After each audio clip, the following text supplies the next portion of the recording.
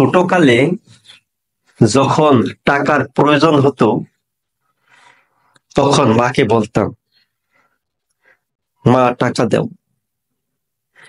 মা ডিম বেচে নানান ভাবে টাকাগুলো রেখে দিতেন, কখন সন্তান চায়।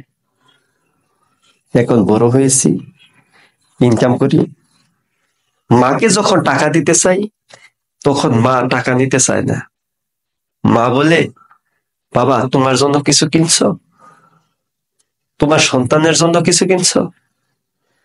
শুধু মাই এই কথা বলে, অথচ পরিবারের অন্যান্য সদস্যদেরকে যখন টাকা দেই তারা কিন্তু টাকাগুলো নেয়। আমি কি কিনলাম কি কিনলাম না এই বিষয়টা কিন্তু তারা বলে না বা বোঝার চেষ্টা করে না। যাদের মা আছে তারা মাকে অবহেলা করবেন না। একদিন মা যখন থাকবে না তখন বুঝতে পারবেন আপনি জীবনে কি হারিয়েছেন। কারণ মায়ের পায়ের নিচে তো আমাদের জান্নাত। মা যে কি সম্পদ, যাদের নাই তারা বুঝে। আমরা মায়ের প্রতি শ্রদ্ধাশীল হব।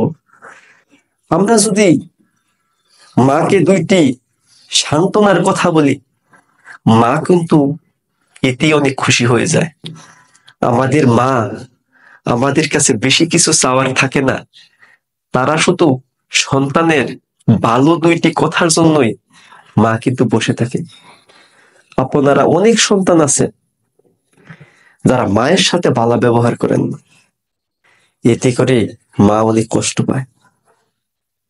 মা কি জিনিস সেদিন বুঝবেন যেদিন মা থাকবে না। আমার ভিডিওটি যদি ভালো লাগে তাহলে কমেন্টে জানাতে ভুলবেন না। আসসালামু আলাইকুম।